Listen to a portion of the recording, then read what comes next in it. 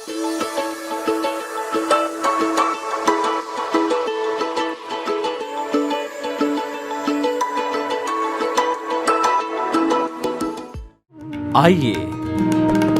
सुनिए, देखिए, समझिए सनातन सत्य।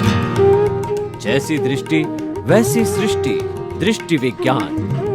कुदरत, कुदरती रचना एवं कुदरत के कानून से शाश्वत सुख की प्राप्ति। जोधपुर के परम पूज्य महात्मा उपासक प्रोफेसर डॉक्टर सोहन राज तातेड़ के निर्देशन में सनातन सत्य। जैसी दृष्टि वैसी सृष्टि, दृष्टि विज्ञान।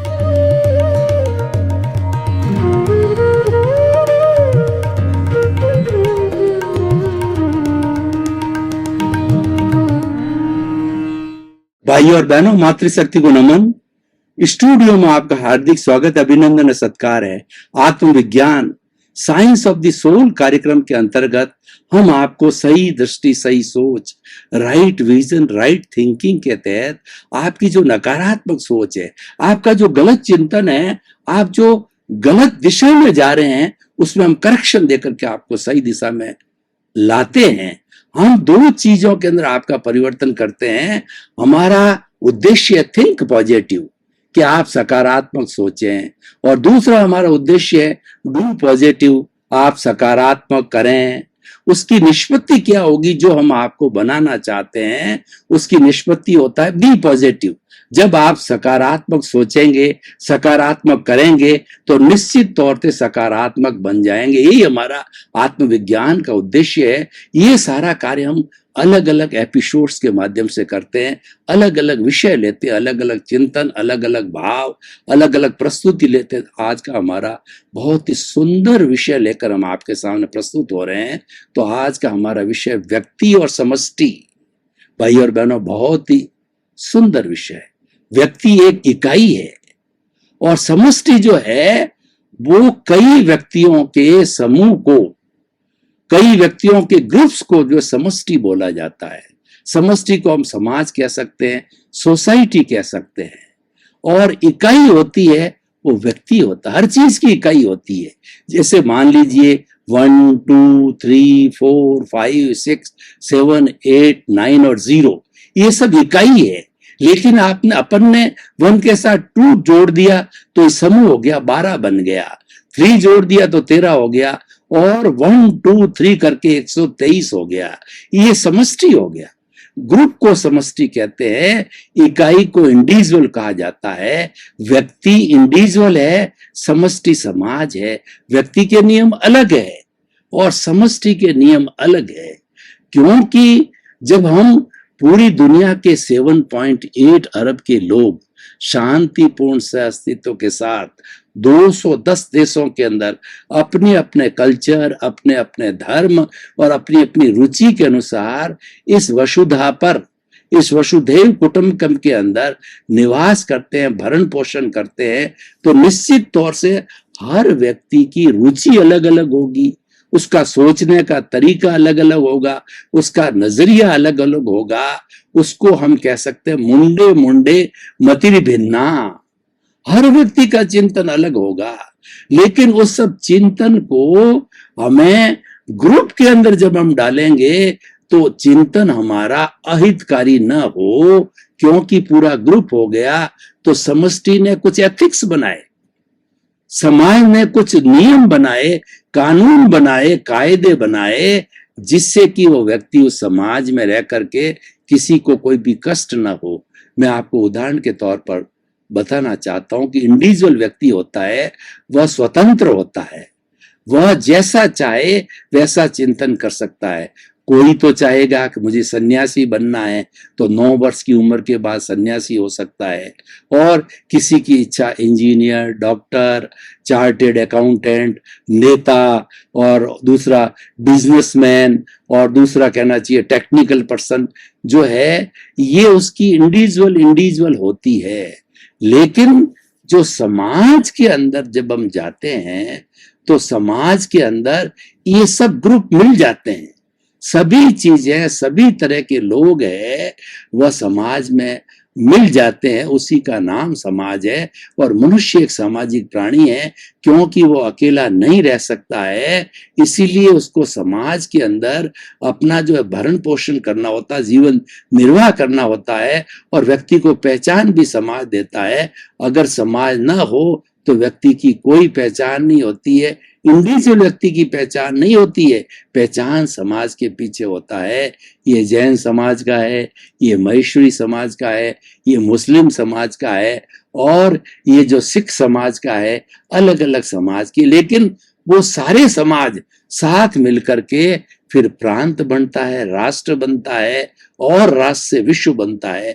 हमारे राष्ट्र के लिए कहा गया है कि यूनिटी अमॉन्ग डाइवर्सिटी।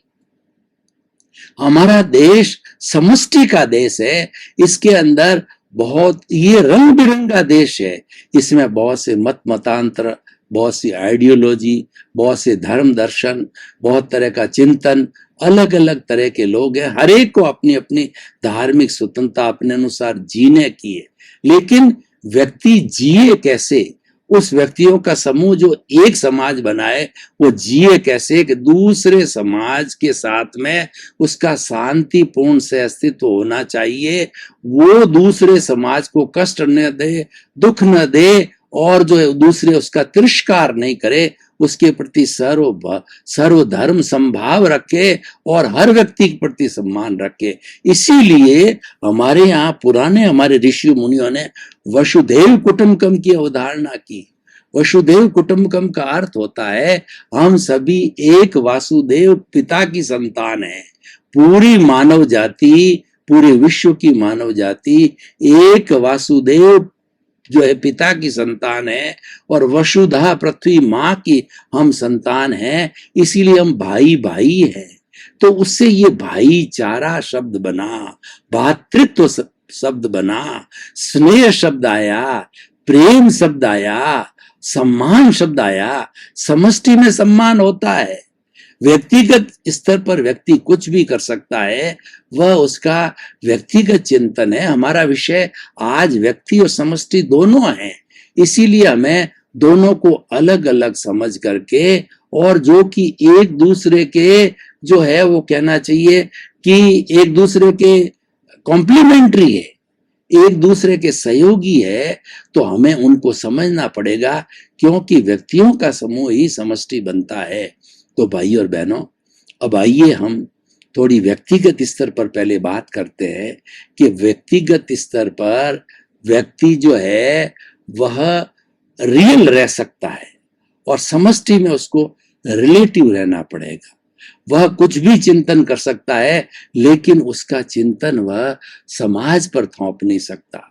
उदाहरण के तौर पर घर के अंदर एक व्यक्ति संत बन जाता है, तो वह आत्मा, पुनर्जन्म, कर्म की बात जो है अपने परिवार के अन्य सदस्यों को बताता है, लेकिन उसको थोप नहीं सकता। जरूरी नहीं है कि उसकी पत्नी, उसके बेटे, उसके पोते, उसकी बहुआ वो भी सन्यासी बन जावे, कोई जरूरी नहीं है, और बन भी नहीं सकते, क्योंकि हर व्यक्ति के कर्म अलग अलग होते हैं, हर व्यक्ति का उदय और प्रारब्ध अलग अलग होता है। इसीलिए वो जो व्यक्तिगत जीवन है वो प्रारब्ध के और उदय के अधीन है, उसमें वो स्वतंत्र है। व्यक्ति स्वतंत्र नहीं है, और वह स्वतंत्र कब हो सकता है कि वो अगर चेतन तत्व के साथ जुड़ जाता है। देखिए, हमारी इस पूरी सृष्टि के अंदर दो ही तत्व है, एक जड़ है और चेतन है, एक सजीव है, एक निर्जीव है।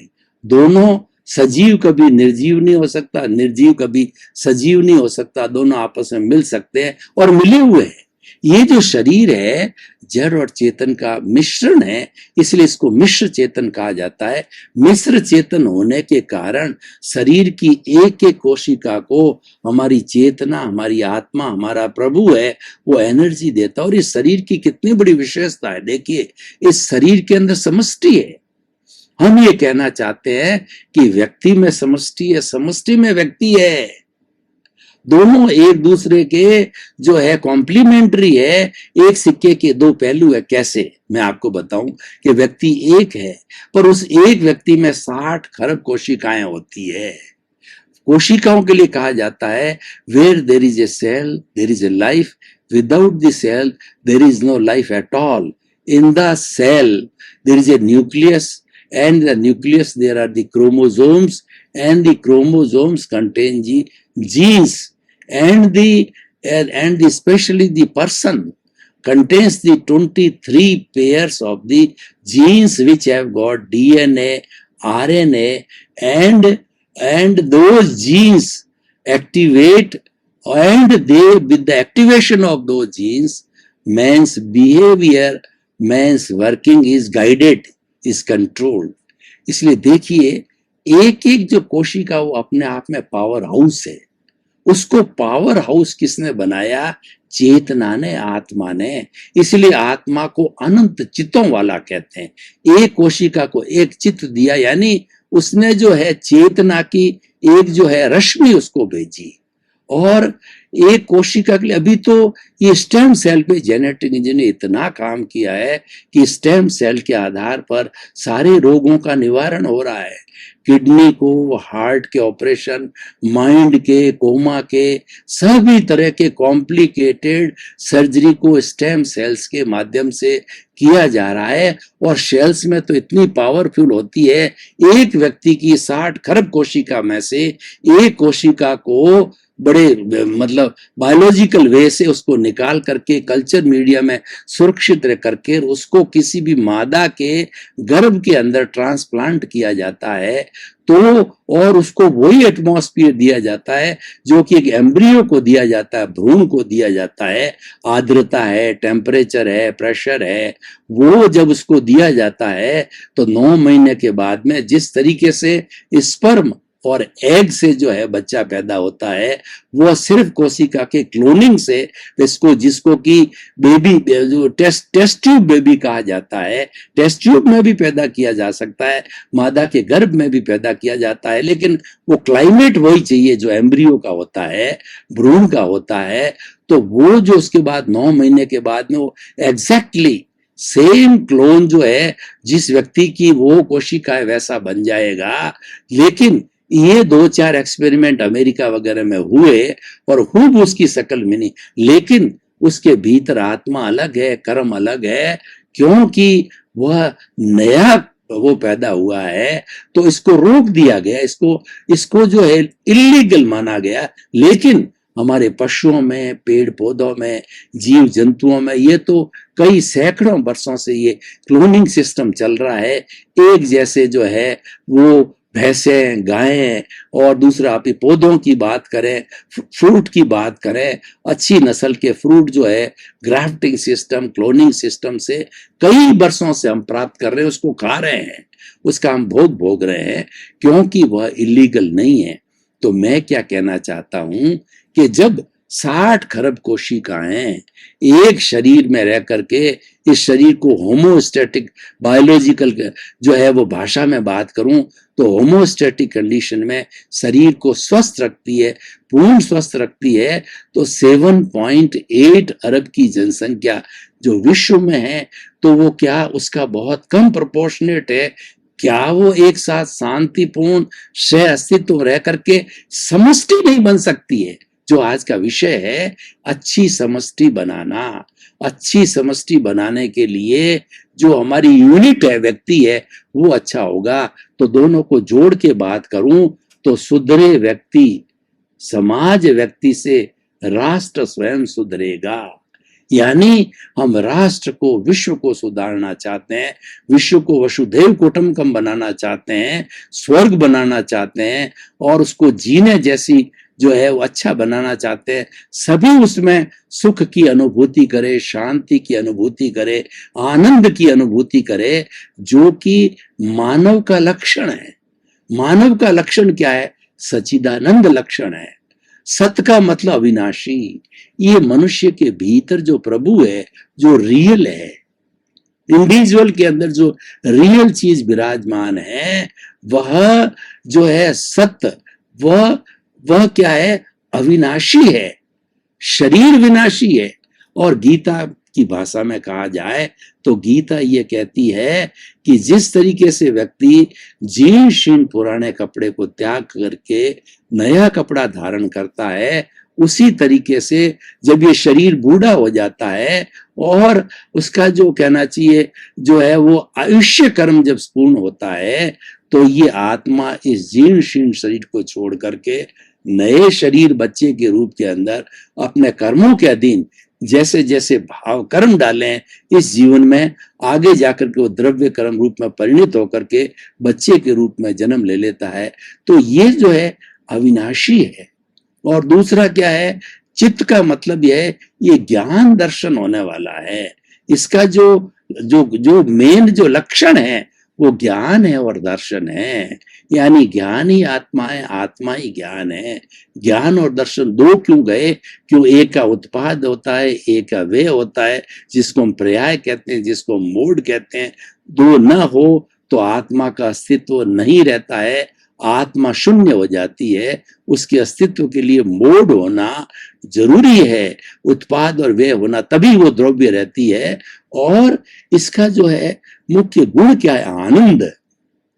तो मैं ये कहना चाहता हूं कि कॉमन शब्द दोनों के अंदर कॉमन बात यह है कि चाहे व्यक्ति हो चाहे समष्टि हो, आनंद की अनुभूति होनी चाहिए। क्योंकि व्यक्ति अकेला नहीं रह सकता, उसको समष्टि की जरूरत होती है और समष्टि को व्यक्ति की जरूरत होती। व्यक्ति बिना समष्टि नहीं बनती और समष्टि बिना व्यक्ति नहीं हो सकता। इसका मतलब थ्योरी ऑफ रिलेटिविटी हो गई। दोनों को देशी भाषा में बात करूं कि दोनों को एक दूसरे की गरज है। पुरुष बिना स्त्री नहीं हो सकता, स्त्री बिना पुरुष नहीं हो सकता है, स्त्री बिना पुरुष अधूरा है, पुरुष बिना स्त्री अधूरी है। इसीलिए जो शिव जी का आपने कभी फोटो देखा होगा तो शिव जी के आधे सिकंदर शिव जी है, आधे हिस्से में पार्वती है, क्योंकि वरदांगिनी है।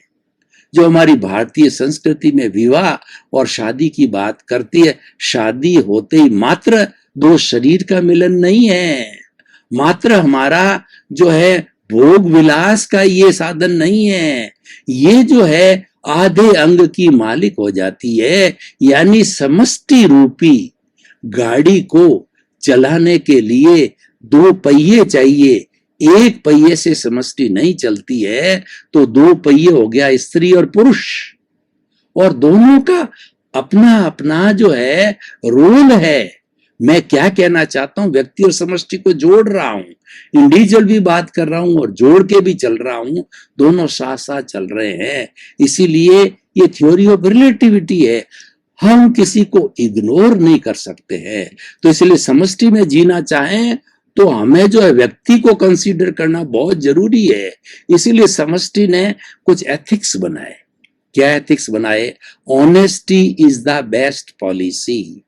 और दूसरी ये बनाया कि आप लोगों के साथ वही व्यवहार करो जो आपको अच्छा लगता है, जो आपको बुरा लगे वैसा व्यवहार अन्य के साथ मत करो। उससे उसके लिए धर्म की उत्पत्ति हुई। और समष्टि ने जो है एक मानव की लाइफ स्टाइल बनाई। उस लाइफ स्टाइल के चार घटक बनाए। एक घटक है काम, अर्थ, तीसरा धर्म और मोक्ष। देखिए, काम तो शरीर की आवश्यकता है। जब व्यक्ति यौवन अवस्था में आता है तो काम पूर्ण जो है वो जोश पर होता है, पीक पर होता है। जब व्यक्ति उसको शादी की आवश्यकता होती है ताकि वो अनैतिक नहीं हो। और हमारे भारतवर्ष में तो बड़ा सुंदर सिस्टम बना है, शादी का सिस्टम है, इसको मान्यता दी समष्टि ने। समष्टि ने कहा कि अगर हम शादी के करके और परिवार को नहीं बनाएंगे तो व्यक्ति अनैतिक हो जाएगा, जंगल राज हो जाएगा। और जो हमारे आर्य देश भारत में है वो अनार्य देशों में नहीं है। अनार्य देशों में सिस्टम अलग है, eat drink and B Mary, क्योंकि वो जो है भौतिकता के आधार पर ही चलते हैं। और हमारे यहाँ भौतिकता और आध्यात्मिकता का लंबे समय से वेदों से और हमारे पुराण है, त्रिपिटक है, हमारे उपनिषद है, उससे भी पहले जाऊं तो मोहनजोदड़ो और हड़प्पा की खुदाई के अंदर हमारे मंदिर मिले। धार्मिक क्रियाएं मिली, मेडिटेशन करते हुए साधु मिले, और जटाधारी हमको जो है साधु मिले जो कि सन्यासी। इसका मतलब धर्म बहुत पुराना है आर्य देश में, अनार्य में नहीं है। उसको जो है ये काम और अर्थ है, वो अर्थ के बिना तो काम चलता ही नहीं है। जब हम घर से बाहर निकलते हैं तो सबसे पहले पर्स को ढूंढते हैं कि पर्स जेब में डाला कि नहीं डाला है, वरना एक कदम भी घर से बाहर नहीं निकल सकते। जैसे कि बिना सांस के जीवन एक सेकंड ही नहीं चल सकता है, उसी तरीके से आप मुझे कहो कि समष्टि के अंदर और व्यक्ति के रूप के अंदर पैसा क्या है, तो मैं कहूंगा कि पैसा भगवान है। लेकिन वो पैसा कुछ होते हुए भी सब कुछ नहीं है। वह भौतिक भगवान है लेकिन आध्यात्मिक भगवान नहीं है। अध्यात्म की बात में पैसे का कोई मोल नहीं है, उसको भी त्यागना पड़ता है। इसीलिए कहा जाता है कि जो साधु है वो जो है उसके पास में धन दौलत है तो कौड़ी का भी नहीं है, और जो गृहस्थ है उसके पास में धन दौलत नहीं हो तो वह भी कौड़ी का नहीं, उसका कोई मोल नहीं है, और उसके पास रहता है तो मोल नहीं है। तो हर एक की अपनी अपनी अलग एथिक्स बनी है। ये एथिक्स समष्टि बनाती है, क्योंकि एथिक्स के आधार पे हमारा जीवन गवर्न होता है। देखिए कि जो हम बात करते हैं राजनीति की, कि जहां समष्टि होती है वह राजनीति भी होती है, यानी वहां पर राष्ट्र बनता है, राज्य बनता है। तो राज्य के नियम होता है सबके लिए है।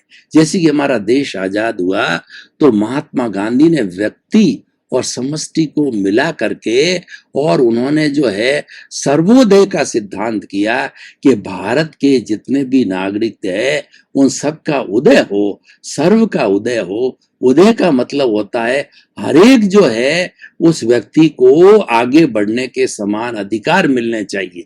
ये बात अलग है कि 100% लोग आगे नहीं बढ़ सकते हैं, उसमें उनकी इंटेलेक्चुअल चाहिए, उनके साधन चाहिए, उनका जो है वो भाग्य चाहिए, बहुत सी बातें, उनका पुरुषार्थ चाहिए, और हर एक का एक सा नहीं हो सकता। आगे बागे बढ़ने वाले बढ़ जाते हैं, मध्यम वाले मध्यम रह जाते हैं, पीछे वाले पीछे रह जाते हैं। लेकिन हमारे कॉन्स्टिट्यूशन जो बना बाबा साहब अम्बेडकर ने, जो 26 जनवरी 1950 को जो कॉन्स्टिट्यूशन लागू किया, उसके अंदर सर्वोदय का सिद्धांत दिया, नो पार्शलिटी। उन्होंने एक समष्टि बनाई कि जाति, लिंग, भाषा और किसी से भी जुड़ा हुआ हमारा राष्ट्र नहीं है।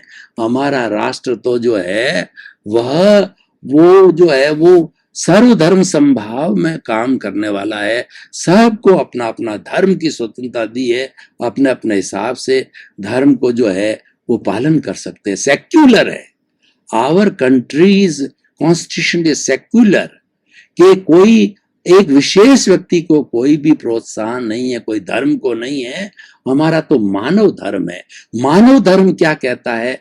One world, one sky, one earth, one religion. And what is that religion?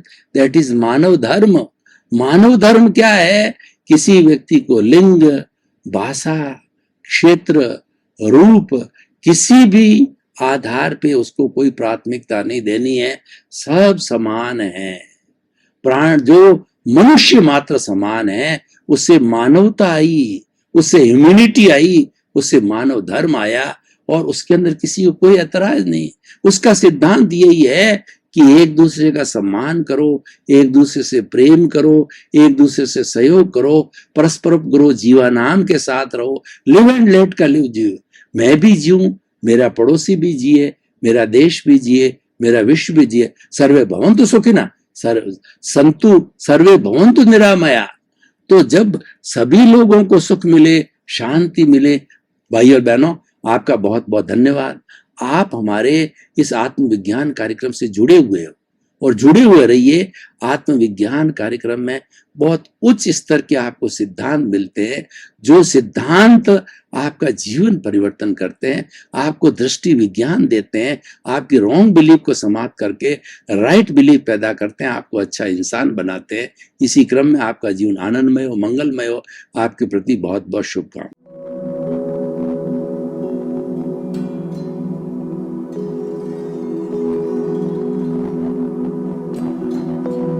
एक ऐसा अंतर्राष्ट्रीय ख्याति प्राप्त मानव जो गुरु प्रेरणा से पिछले 20 वर्षों से वानप्रस्थ जीवन जीते हुए 24 घंटे मानवता की सेवा में संलग्न है। एक ऐसा मानव जो अभी राष्ट्रीय, अंतर्राष्ट्रीय टीवी चैनलों पर 7,500 एपिसोड के माध्यम से सनातन सत्य, आत्मविज्ञान एवं पुनरुत्थान, व्यवहार एवं निश्चय जगत के जीवनोपयोगी विषयों पर हृदय स्पर्शी प्रवचन कर चुका है। उस मानव का नाम है महात्मा उपासक प्रोफेसर डॉक्टर सोहन राज तातेड़। प्रोफेसर तातेड़ द्वारा योग, दर्शन, शिक्षा विषयों पर रचित पीएचडी स्तर के 250 शोध ग्रंथ भारत के 100 प्रतिष्ठित विश्वविद्यालयों में शोधार्थी पढ़ रहे हैं तथा वे सभी शोध ग्रंथ वहां की सेंट्रल लाइब्रेरियों में उपलब्ध हैं।